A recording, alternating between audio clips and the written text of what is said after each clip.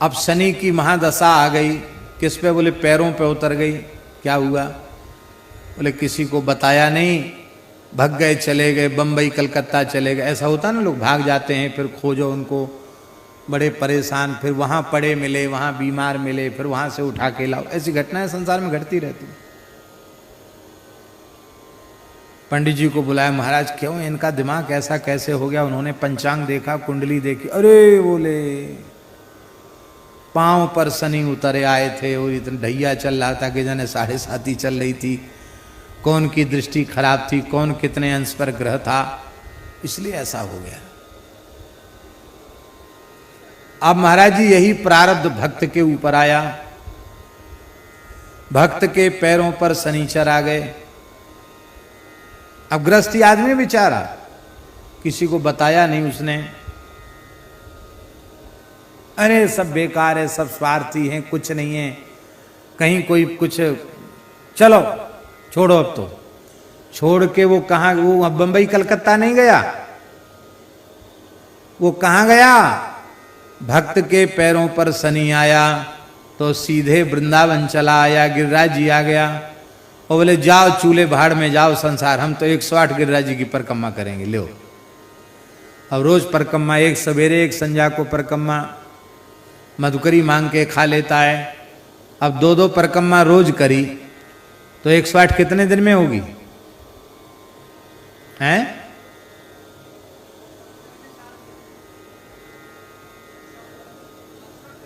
64 दिन में हो जाएगी। चलो, हैं? अब सब बोल रहे हैं तो हमको किसी की बात समझ में नहीं आ रही। 54 दिन, 54 दिन में हो जाएगी। 54 दूना 108, इस तरह से जोड़ा आपने। अच्छा ठीक, तो 54 दिन में हो जाएगी। और 54 दिन में हो गई। अब इधर शनिचर भी उतर गया और परिक्रमा भी हो गई, चले गए घर। बोलो वृंदावन बिहारी। अब बोलो भजन कराया शनि महाराज ने कि नहीं? और दूसरे के पर शनि आया तो वो ले गया सिनेमा हॉल में, ले गया बंबई कलकत्ता, ले गया, ऊट पटांग चीज खिलाया पिलाया, बीमार हो गए, पड़ गए, ये हो गया। हमारे मोहल्ले में ज्ञान गुदरी में एक श्री रामानुज संप्रदाय के एक आचार्य जी रहते थे। बहुत अच्छे विद्वान थे, बड़े तपस्वी, बड़े पवित्र ब्राह्मण थे, ऋषि थे। संस्कृत बहुत प्यारी बोलते थे, बड़ी मीठी संस्कृत बोलते थे। उनको ये पता चल जाए कि अमुक व्यक्ति संस्कृत समझता भी है तो हिंदी नहीं बोलते, पर संस्कृत ही बोलते थे। संस्कृत में उत्तर दे कोई तो न दे तो भी वो देखे ये समझता है, हम जो बोल रहे हैं ये समझता है, तो संस्कृत ही बोलते थे। तो हमसे बड़ा स्नेह करते थे। कभी कभी हम उनके पास प्रतिपदा, अष्टमी कभी चले जाते थे तो कोई न कोई बढ़िया बात सुनाते थे। एक बार हमसे बोले कि आप अपने जन्म का समय हमको कहीं से मंगा करके दो, हम ज्योतिष जानते हैं, कुछ आपका देखेंगे। ठीक, तो हमने उनको पता, हमारे पास था नहीं, हमने पता लगाया, पता लगाकर उन तक पहुंचा दिया कि ये जन्म का समय है। देखा उन्होंने तो बोले कि अरे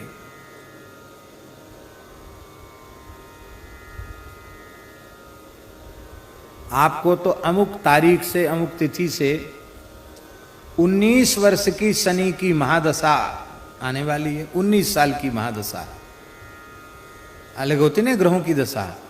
19 वर्ष की शनि की दशा होती, 16 वर्ष की बृहस्पति की दशा होती है, सब अलग अलग दशाएं होती हैं। तो ले बृहस्पति की दशा पूर्ण होकर के शनि की दशा आपको लगेगी। तो बृहस्पति की दशा में तो आपको, आप साधु बन जाएंगे। हम विद्यार्थी थे उस समय, बोले आप साधु बन जाएंगे, क्यों? आपका योग ऐसा है कुंडली में, आप साधु बन जाएंगे और आपको आध्यात्मिक जगत का कोई पद मिलेगा, ऐसा उन्होंने कहा। तिथि बता दी उन्होंने, और उन्होंने जो बताया था ठीक उसी समय हमारा विरक्त वेश हुआ और उसी समय खाक चौक में महंत बने। उनकी बात एकदम सही निकली। पर उन्होंने जो बताया कि अमुक सन में शनि का प्रकोप विशेष रूप से शुरू होगा, क्या होगा? बोले झंझट होगा, झगड़ा होगा, लड़ाई होगी, अशांति होगी, और हो सकता है इन तिथियों में आपको आश्रम छोड़ के बाहर निकलना पड़े। शनि आपको घुमाएंगे जरूर, कुछ न कुछ दिन घुमाएंगे जरूर। तो हमने कहा क्या करें?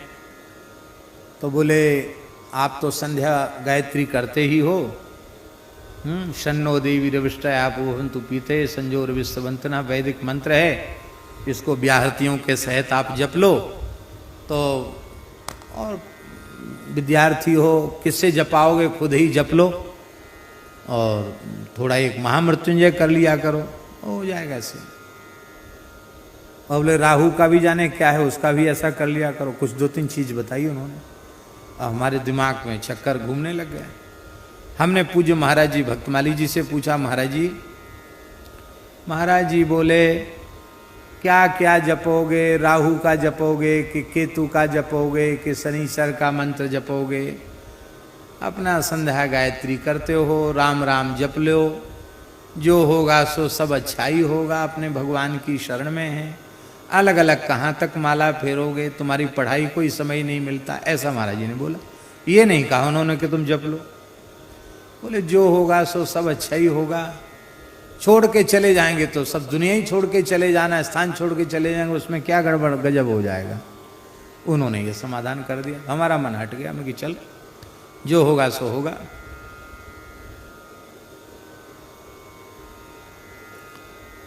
अब ठीक वही समय आया भागने का। तो हम स्थान में थे, हमारा मन एकदम तीव्र वैराग्य ऐसे मन में आवे कि कहाँ प्रपंच में फंस गए स्थान की महंती के चक्कर में।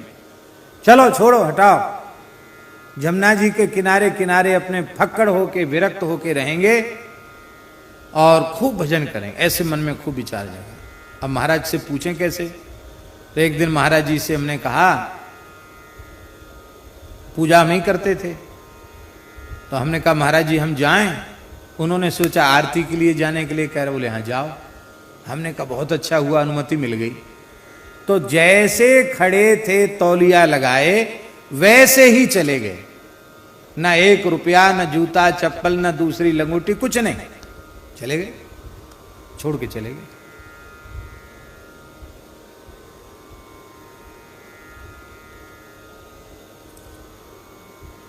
एक महानुभाव मिल गए, बोले रोड पे अब नंगे पांव कहां जा रहे हो? जबरदस्ती उन्होंने गाड़ी रोक ली, हमको गाड़ी में बिठा लिया। हम तो पैदल गए थे, गाड़ी में बिठा के वो दिल्ली ले गए। बोले आपको कहीं जाना है तो ट्रेन से आपको भेज देंगे। तो हमने कहा बनारस भेज दो। बनारस क्यों? वृंदावन के लोग बनारस कम जाते हैं, वृंदावन में रसमयी भूमि है ना, वहां के लोग बनारस जाना पसंद नहीं करते हैं। कि कोई खोजने भी जाएगा तो बनारस तो कोई नहीं जाएगा, तो बनारस में रहेंगे वहीं, ऐसा मन में विचार था। तो उनका बनारस का टिकट बनवा दो आप। बोले ठीक है। बोले अभी टिकट नहीं मिल रहा, टिकट नहीं मिल रहा। 2-3 दिन बाद टिकट लेके आए वो। कहाँ का टिकट? अमरनाथ का टिकट, हवाई जहाज का टिकट, दिल्ली से श्रीनगर फ्लाइट का टिकट। हमने कहा हम हवाई जहाज में बैठे नहीं थे तब तक। हमने कहा हम तो काशी जाना चाहते थे, आप श्रीनगर का टिकट कैसे ले आए? अरे बोले आपको शंकर जी के पास तो जाना है, चाहे विश्वनाथ जी चले जाओ चाहे अमरनाथ जी चले जाओ। कि चलो भगवान की इच्छा। तो अब देखो वो जो भी समय था उसमें तीर्थ यात्रा ही हुई, रोज सत्संग हुआ। अब कुछ भी लेके नहीं गए थे, फिर भी किसी चीज का भाव नहीं रहा। दूसरी लंगोटी का कपड़ा मिल गया, दूसरा आचार्य मिल गया, और कहीं पैदल नहीं चलना पड़ा। अब सोचो, तो हमको तो शनि महाराज ने इतनी भी पीड़ा नहीं पहुंचाई, और खूब दर्शन हुए प्रेम से, खूब भजन सत्संग हुआ। तो ये बात समझ में आई कि ठाकुर जी इतने करुणामय हैं कि प्रतिकूल ग्रहजन्य जो दुष्प्रभाव है वो भी भगवान की शरणागति की महिमा से प्रतिकूल भी अनुकूल हो जाता है। आप करके देख लो। और जो भगवान से विमुख प्राणी हैं उनकी अनुकूलता ही उनको नरक ले जाने वाली होती है। ग्रहों के बहुत अच्छे योग हुए तो खूब रुपया मिला, खूब धन संपत्ति मिली, अब जुआ खेलने लग गए, जो नहीं खाना चाहिए वो खाने लग गए, जो नहीं पीना चाहिए वो पीने लग गए, जो नहीं करना चाहिए वो करने लग गए। तो ये सब जो उटपटांग काम करेंगे धन के दोष के कारण, ये कहां ले जाएगा? काम क्रोध मद लोभ सब नाथ नरक के पंथ, नरकों में ले जाएगा।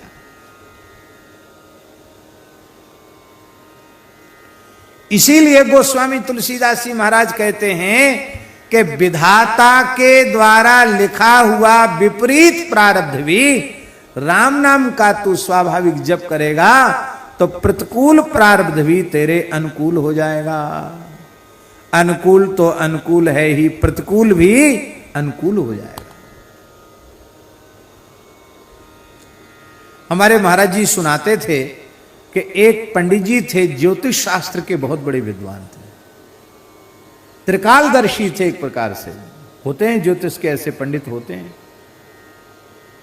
उन्होंने एक बार अपने ही जन्मांग पर विचार किया तो उसमें उनका फलादेश निकला।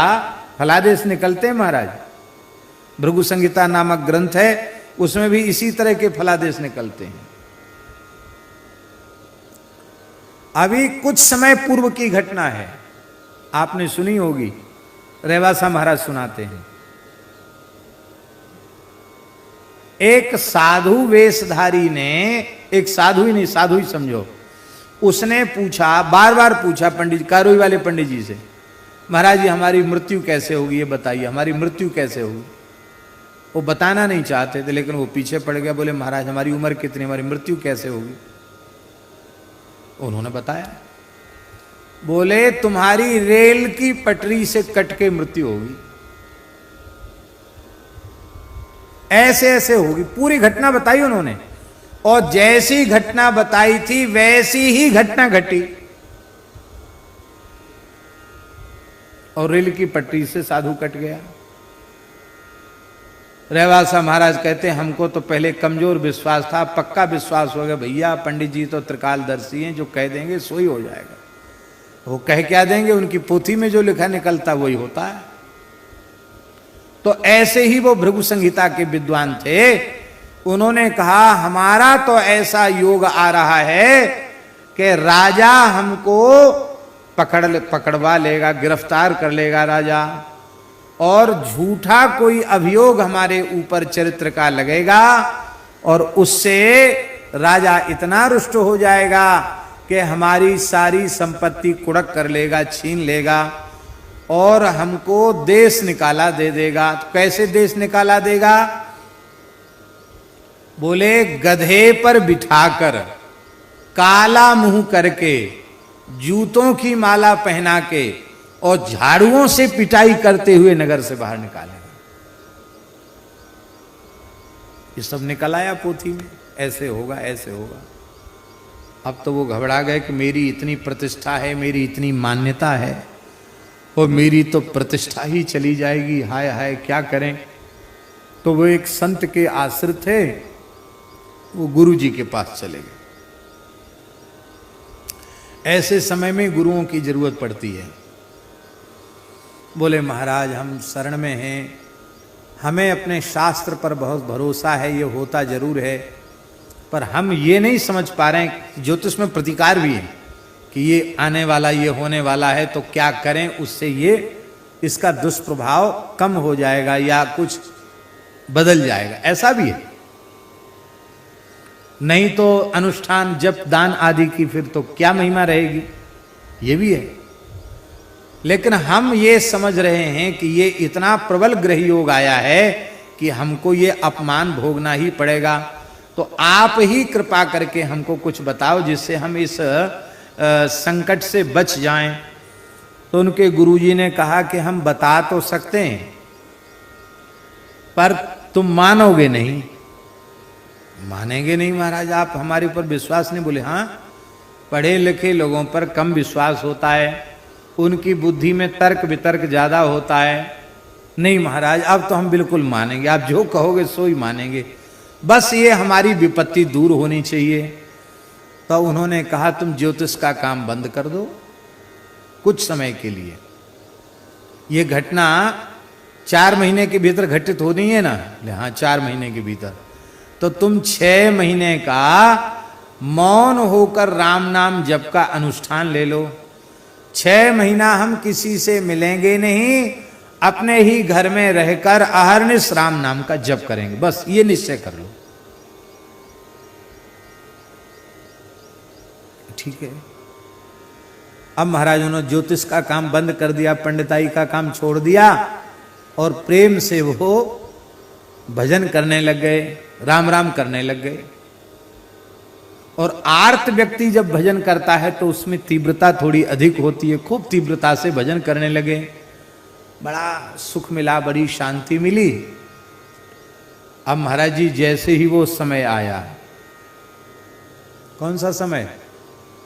वो जो संकट आना था, गधे पर बैठ के घुमाना था, सब कुड़क होनी थी, संपत्ति नगर से निकालना था, वो प्रारब्ध भोग का जैसे ही समय आया कि एक दिन पंडित जी राम राम कर रहे थे, राम राम करते करते थोड़ी सी झपकी लग गई, नींद आ गई। और जैसे ही झपकी लगी तो उन्होंने क्या देखा कि सिपाही, राजा के सिपाही, कर्मचारी, पुलिस, वो हमारे घर में घुसी चली आई और हम अपने भजन कर रहे थे। उन्होंने हमारी एक नहीं सुनी, मेरी गृहिणी की नहीं सुनी, तत्काल हाथ में हथकड़ी डाल दी और तुरंत गिरफ्तार करके राजा के यहाँ ले गए। राजा के यहाँ जैसे ही ले गए, वहां एक स्त्री ने और आरोप लगा दिया पंडित जी पर, और उस स्त्री की शिकायत सुन ली गई, पंडित जी की बात नहीं मानी गई। और राजा ने कहा कि हम तो तुम्हें बहुत भला समझते थे, पर तुम इतने नीच और दुष्ट निकले, तब ब्राह्मण हो, मृत्यु दंड तो तुमको नहीं देंगे, लेकिन बहुत धन कमाया हमारे राज्य में रहकर, सब संपत्ति छीन लो इसकी, गरीब ब्राह्मणों को बांट दो, और इसको, ये दुष्चरित्र व्यक्ति है, इसका मुंह काला करो, इसको गधे पर बिठाओ, जूतों की माला पहनाओ और झाड़ुओं से पीटते हुए निकालो इसको बाहर। मैंने कहा अरे भाई मेरी सुनो तो सही, क्यों तुम्हारी नहीं सुनी जाएगी? अब शोभा यात्रा निकल रही है मेरी, पूरा गांव तमाशा देख रहा है, मैं अपने घर के दरवाजे से ही निकल रहा हूं, मेरी पत्नी बच्चे सब देख रहे हैं, क्या हालत, कोई, मैं असहाय हूं, कोई मेरा कुछ नहीं बना सकता है, बहुत दुखी बेचारे। वो सपना में देख रहे थे सब, ओ घबराहट घबराहट के मारे उनकी नींद खुल गई, माला हाथ से छूट गई, नहीं रहा गया। बोले अब तो ये घटना घटेगी, संकेत आ गया है। तो तत्काल वे गुरुजी के आश्रम में पहुंच गए चुपके से, और बोले आपने कहा हम भजन तो कर रहे हैं, लेकिन अभी अभी अभी की घटना है। उन्होंने सिर पे हाथ रखा, बोले तुम 6 महीना पूरा कर लो, घबराओ मत, देखो जो प्रकट में होना था वो स्वप्न में हो गया, जो प्रकट में होना था ना वो स्वप्न में हो गया। तुम्हारी ज्योतिष झूठी नहीं, संसार भी सपना ही है, इसलिए सपने में हो गया या जागृत में हो गया, इसमें क्या अंतर है, पर तुम्हारी प्रतिष्ठा बच गई, तुम 6 महीना पूरा कर लो। 6 महीना महाराज पूरा किया। तो महाराज जी कहते थे इसके बाद उस ज्योतिष के विद्वान ने जीवन में फिर राम नाम को छोड़कर दूसरा कुछ किया ही नहीं। बोले महाराज अब सब कुछ समझ लिया, सब देख लिया, समझ में आ गया कि प्रबल प्रारब्ध भी जो प्रत्यक्ष में घटित होना है वो स्वप्न में घटित हो जाएगा। भजन करने वालों की आयु बढ़ जाती है। कितने ऐसे महानुभाव हैं जिनकी हस्तरेखा देखो तो आयु खत्म है। कितनी उम्र है? बोले ज्यादा नहीं, 85 में चल रहे हैं, 86 में चल रहे हैं। अरे आयु तो इनकी बता रही कि 60-65 में टपक जाएंगे। ये 80-85 कैसे चल रहे हैं? ये है राम नाम की महिमा, ये है भजन की महिमा, सब कुछ बदल जाएगा। हमने अभी कहा था ना एक बार संतों से जैसा हमने सुना कि जन्मांग के 12 भाव होते हैं और 1-1 करोड़ जप से 1-1 भाव की विशुद्धि हो जाती है। प्रेम पूर्वक, विधि पूर्वक, श्रद्धा पूर्वक 12 करोड़ भी मंत्राज का जप कर ले तो उसका जन्मांग बदल जाएगा, उसके ग्रह नक्षत्र ही बदल जाएंगे, ऐसा हमने महात्माओं से सुना है। तो तेरा भाग्य भी बदल जाएगा। विधाता की लिपि जो प्रतिकूल है वह प्रतिकूल फल देने वाली नहीं होगी।